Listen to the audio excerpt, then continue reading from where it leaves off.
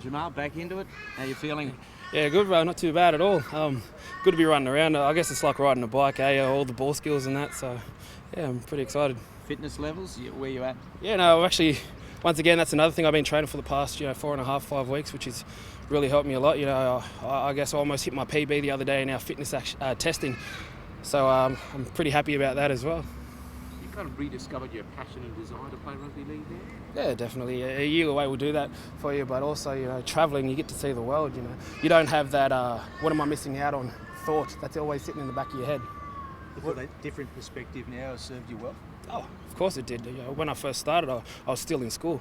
I didn't have time to see the world, travel the world and learn who I am in this world, and that's exactly what I did. Is that something that's missing, I suppose, in rugby league in regards to young, kids coming out into the system a bit too early? Personally, I think it definitely is. But in saying that, everyone's different. Who am I to sit there and say that it is for someone who that's been their dream their whole life? That's been something they've been preparing for ever since I was in school. Me, it just got thrust upon me, I guess. So I need to find out who I was. Jamal, is it fair to say then that this time around it's your choice to be here playing footy? Yeah, definitely. It's very fair to say that. I was laughing the other day to my old man. I was sitting there saying, well, this is the first time I've actually had a pre-season that I'm enjoying it. I actually come to training, I'm happy to be here.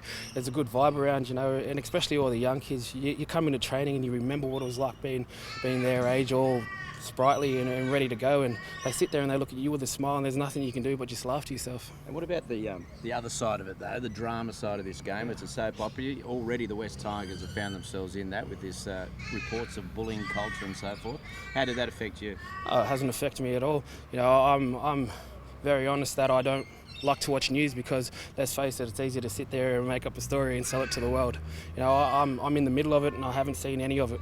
So, and that's coming from someone who's right in the thick of it all. Do you understand that, even the most optimistic Tigers fans will have their reservations about you, and that in some regards you're going to have to prove yourself all over again? Oh, mate, that's another thing, once again, that people are always going to say I'm going to have to prove myself, but I don't have to prove myself to anyone but myself.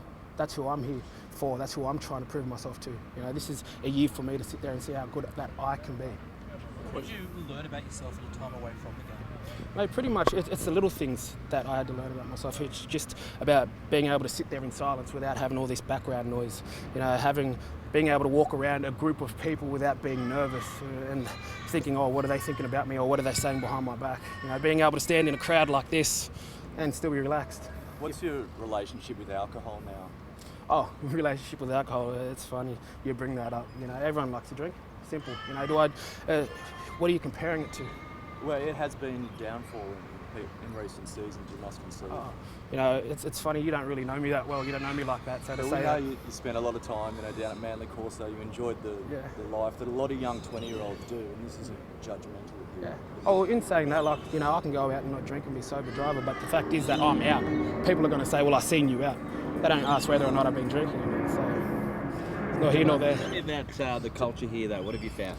It's good. Everyone's really happy. As I said, you walk into training at the morning, you see smiles on faces, and everyone's eager to get out there. So it's actually really good. I get along with coaches, I get along with the training staff as well, and the physio staff, and mate, everyone's really, really good. You've been around for a long time. You're still only 26 there. Do you aspire to get back to those representative peaks that you did in the early years of your career? Well, I think that's something that'll come. As I said, if I do hit my peak and if I do, play to the best of my ability, that'll also come along with it. Centre, back row, what are you thinking this year? Mate, I'm not fussed really. Football's football. I'll play wherever they want me to play. It's all the same to me. Just in regards to the travel again, there's a case of going to countries where you see it's not like in Sydney where rugby league's a fishbowl. Yeah. It's like it's a different world and it's not everything's about rugby league. It's a new perspective. Exactly. As I said before, it's about travelling to different countries, and I wanted to get over the fact that people would stare at me, and I wanted to know what they thought. And you travel to somewhere like India, and I stick out like a sore thumb, and you start to realise, well, maybe they're not staring at you because of football. Maybe they're staring at you because you're 6'5", black with dreadlocks. Yeah. How does it feel being in front of all this today? Oh, it's all right. I had a function a week ago with Beyond Blue, and that was the first sort of time I've been in a massive crowd with a lot of people, and I was really nervous then, but I'm starting to get back into the swing of things. What do you miss most about rugby league? Mate, to be honest with you, probably the contact and I guess sitting someone on your shoulder, or sitting in the sheds with the boys, and they become your best friends. When you're travelling, you're by yourself majority of the time, but when you're in the sheds and you're at training, you're with a group of people that you see day in and day out. Is that a challenge in itself, travelling solo? Oh, it was, yeah, but in saying that, was the only way I knew how, that I was going to get more in touch with myself. If I travelled with heaps of people all the time, then you're not really going to learn much about yourself. You're going to learn about other places. And why the Tigers? Oh, mate, to be honest with you, it's down the road, and I think it's a good place for me to actually get a base feeling as well. So hopefully I can go and I can stick here as well. With your life experiences you've just been mentioning, is that something you'd like to pass on to others down the track? Maybe there might be a bit of a career down after football. I don't know, see how it goes really, but I'm a big believer that everyone has their own journey. Everyone has their own path to walk, and this just happened to be mine. Jamal, what goals have you set for yourself coming back into the game? For me, it's probably to get to my peak fitness. That's going to be a massive goal, and if I'm at my peak fitness, then obviously I know that will just flow through to the field, and I want to be able to get on the field and be able to, in the 75th minute, be playing at my best.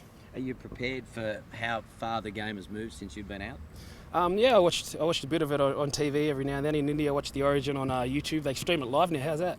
But I'm excited. It's going to be a bit of a challenge, but what's this life without challenges? Will you have to change things, the way you eat or the way you drink, the way you prepare now that you're mid-20s and maybe you didn't have to do that earlier on? Oh, mate, everything's really common sense, is it?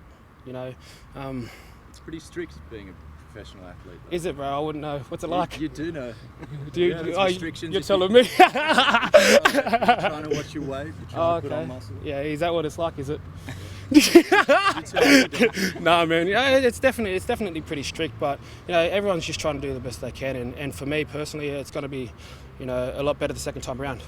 I've experienced it. This is going to be my ninth year in pre-season, and like you said, I am 26, so I've definitely been around. In that year off, showed me the other side of life. So I go back to it with a different perspective as well. So could we draw from all of that we're going to see a more professional Jamal Idris?